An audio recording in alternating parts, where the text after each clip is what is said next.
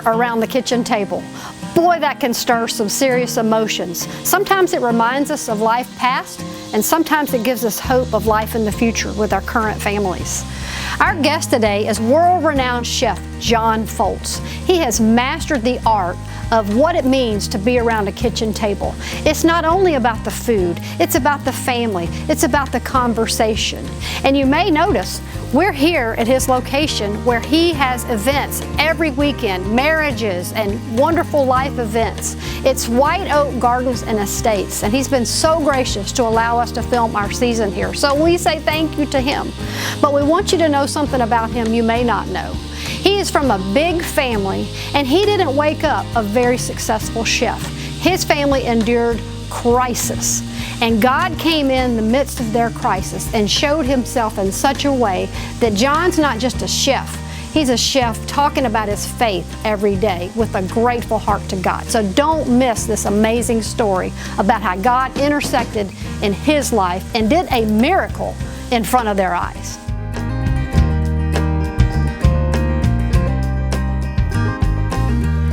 Today we are here with world-renowned chef John Folse. He has traveled the globe taking the Louisiana culinary, just delights all over the world. Not only has he done that, he has cooked for presidents, Pope John Paul II, and he has, in his off time, he is at award-winning Revolution in New Orleans, hosting the thousands of people that come through that marvelous city every week. But not only that, he has never forgotten his roots. As we are here at White Oak Gardens, I'm going to talk to him about his early childhood life and the amazing thread that God has weaved in his life as he's become just a well-known chef. But it goes back to St. James Parish long, long ago. You're from a large family. You went to church. Talk about being from a big family, and your dad used to hunt and hide, and how it all started for you. I guess I can say by the grace of God. I've lived a life that's just been so incredible, so unplanned, so defined by another's hand, certainly not mine. But yeah, I grew up in a loving place. I grew up in St. James Parish, which is one of the first, by the way, church parishes on the Mississippi River, founded over 250 years ago. St. James Catholic Church was one of the first Acadian churches, and we lived right in that area. We were swamp dwellers, so to speak. My father was a Cajun trapper. He trapped for us for a living. French was spoken in our home, and the extended family all lived within a stone's throw of each other. So we grew up in an area, first of all, that loved the fact that they were French-speaking Acadians. They loved the fact that they were Catholic. They loved the fact that they were all very in tune to their church and their family. And it was a time where people really understood the need to connect and work with each other and share with each other. So that's the foundation I stand on today. I've never forgotten it. It was a great upbringing, and of course I know you know the tragedy in my life. My mother died when I was very young, and my mom just happened to be 9 months pregnant. Her first child had died, so she was on child number 10 at this time. And it was raining on this particular day in 1955, and Mary Fascio, this African-American woman, was walking down the little lane going to do her own work, and she saw my mom hanging clothes in the rain, 9 months pregnant. And it had to be hot. Yeah, and it was May, so she walked through the gate, and I asked her mom to sit down. She would hang the clothes on the line, and she said the thing that really made her stop and look was that everything on the clothesline was diapers. So she knew that this woman had just a bunch of babies in this house, right? But my mom sat on the step and let her hang the clothes as she had asked to do. And after she had finished, she came over and my mom grabbed her hand and said, "If anything ever happens to me, I just hope somebody like you would look in on these children." And less than, 3 weeks later, my mother was dead.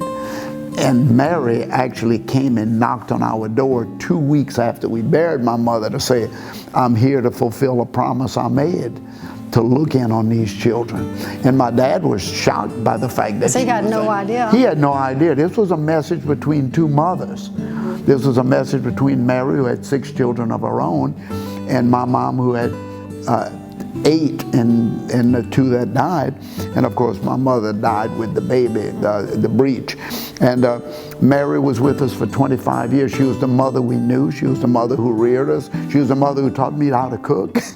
I said today I still stand on Mary's recipes. So it certainly makes us all realize the importance of people in our lives and the way God will always be there to help us. I reflect on this quite often. Even though we had my grandmothers and my godmothers and we had everybody in the neighborhood, it was an African American saint that God sent over to take care of us, and he did that for a reason.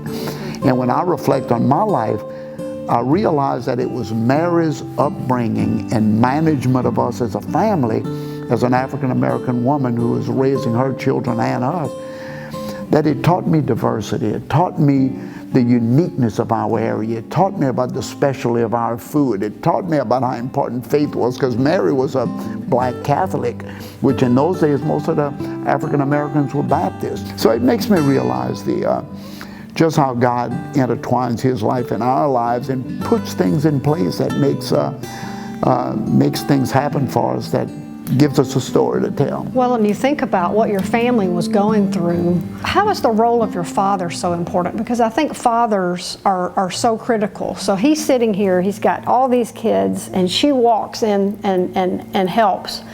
But you had to have a heck of a father to be able to hold everything together. You know, the greatest thing about my dad that I remember, and will be the last thing I remember,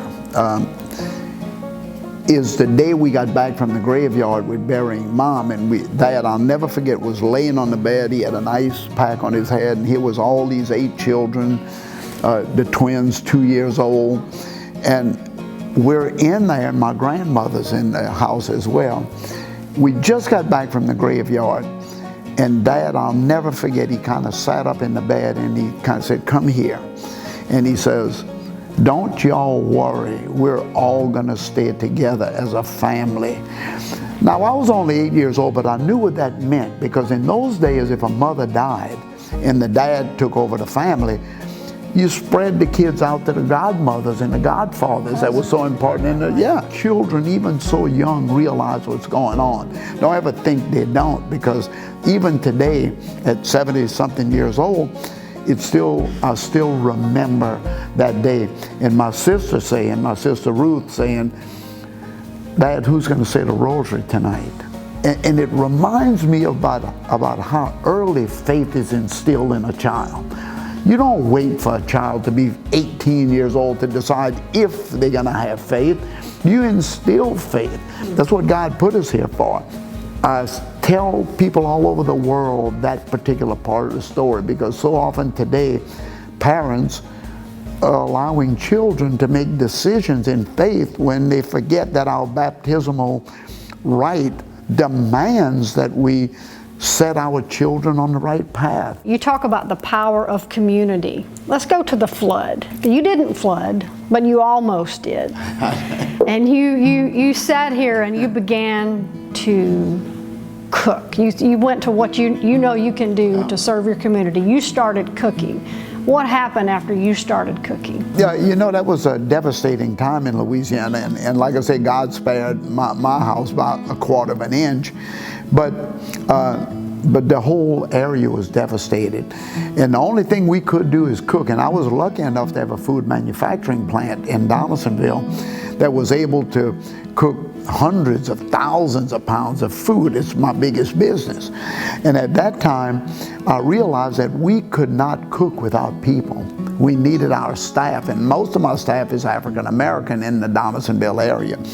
So they were without electricity, without homes. One of my people came to me and they said, you know what?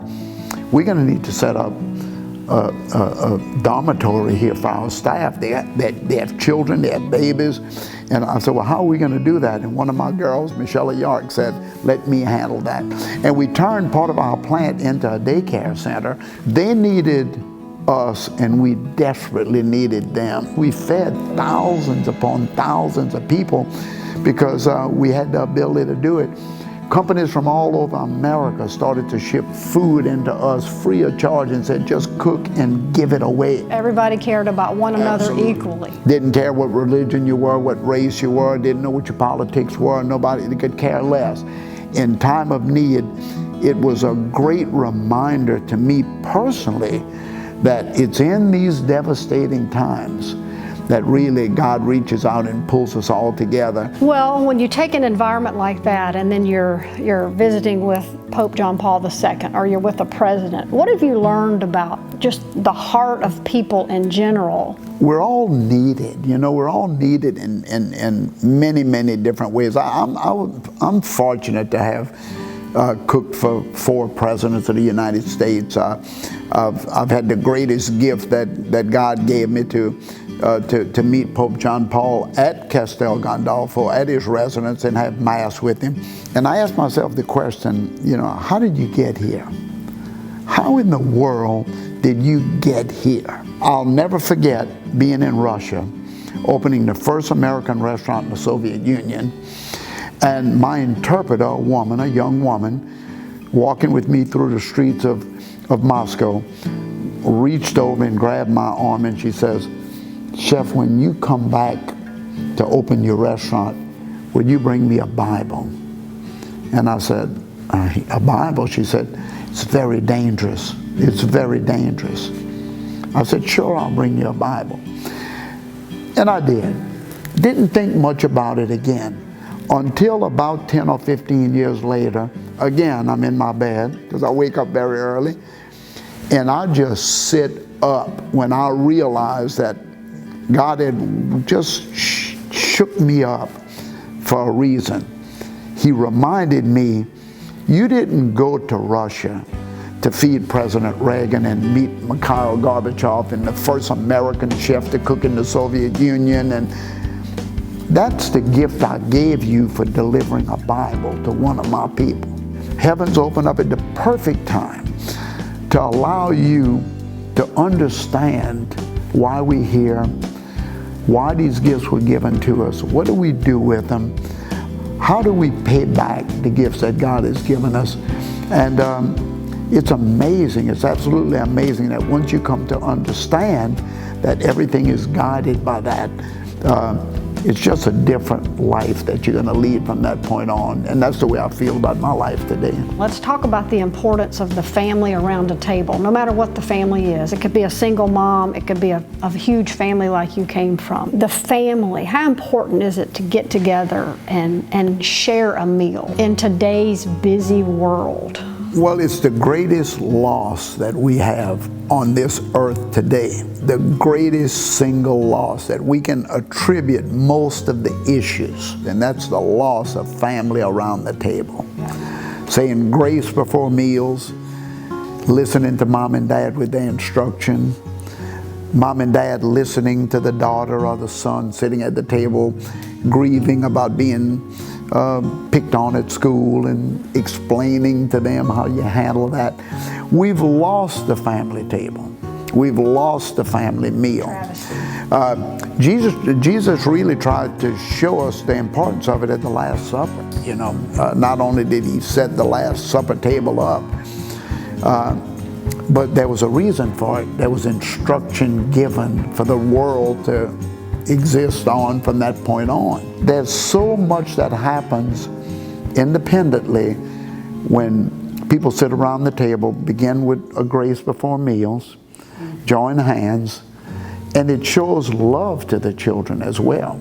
It shows that love, and it also shows them something that's very, very important, that the mom and dad are head of the family, and we're here to solve your problems, and we're here to come talk to us. And young parents today don't really realize the importance of that because they didn't have it in their own lives. We're 2 generations away from the kitchen table. and it's a sad, sad loss in our lives. So I would say, get back to the table with your kids. Have dinner. Have dinner. Listen to them. Don't sit at the table lecturing to them. Listen to them. Tell me about your day. And through that, all of a sudden, all of this world of instruction comes together that they'll one day hopefully pass on to theirs. Okay, I'm going to ask you one last fun question. So you started off in St. James Parish. You have since traveled the world numerous times. What is your favorite part of coming home to Louisiana? What is it that you just can't wait to get back to? Red beans and rice and smoked sausage. I tell you what, I'm going to be in Germany in a couple of weeks. The whole country is devoted to sausages. But while I'm there, I'm going to be thinking of that good smoked sausage sitting on top of a bed of red beans, company around the table. You know, I love to travel the world, but boy, do I love to come home. You know, there's no place like it. No place like home. Now that you know the amazing story behind Chef John Folse's family, you'll know why he loves to take care of people in our community. He does many things. You could easily support his efforts by buying one of his many books, but he also helps feed the hungry. So if you would like to feed the hungry by donating to Chef John Folse and his team, they cook for people. I mean, really good food, and donate. Go to lifeonpurpose.tv and help feed people in our community.